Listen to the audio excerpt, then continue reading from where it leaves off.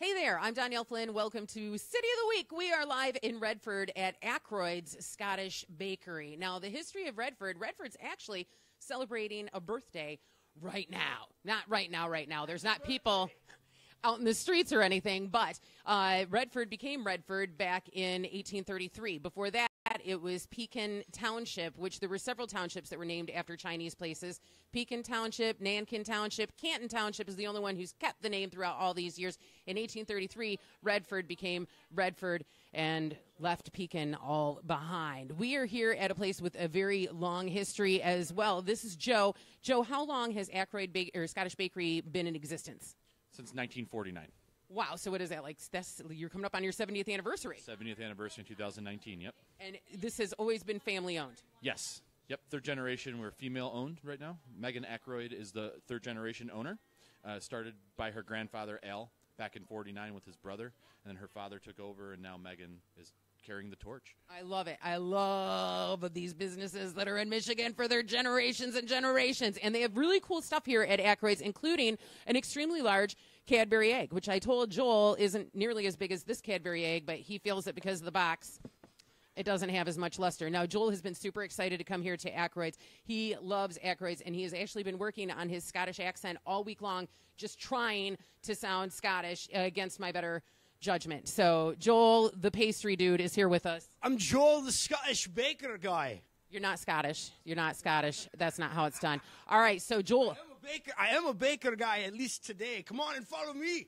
Oh, my God. He's not Scottish. It's not even remotely. His last name's Morgan. That doesn't know. All right, so follow me. We're coming back into the kitchen. Yes, they're letting us into the kitchen at Ackroyd's, and that's probably a bad move as well, but thanks for letting us do it.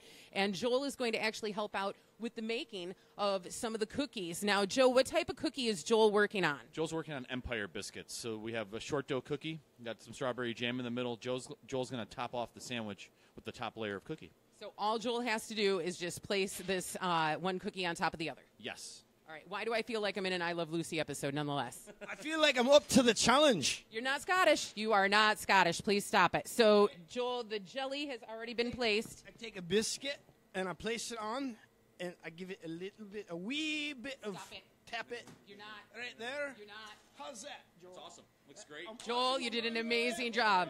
Joel's going for 2. If this radio thing doesn't work out, watch out. Nope, not Scottish. All right, so Joel's going to finish completing his cookies, and Joe, we actually have a couple of completely completed. They get frosted on top of this, but nobody trusted Joel to actually frost the cookies, so these are the finished products. And look, they even have Easter eggs for Easter. Love this place. I also love the staff, just the crew. Everybody is great. They work together, talking to Gary, who does the pastries. And where's Norm? Norm, every day, Norm serenades the staff behind the scenes here at Ackroyd's Bakery. You may not have been aware of that. So, Norm, come on over here. You got to take us out with some Pavarotti. We heard him singing earlier. We were like, are you kidding me? This is the vibe you get at this place. We are live for City of the Week. I'm telling you, Ackroyd Scottish Bakery. Stop by and see him, and you might even hear this. Ave Maria. Or not. 94.7 WCSX. Bye.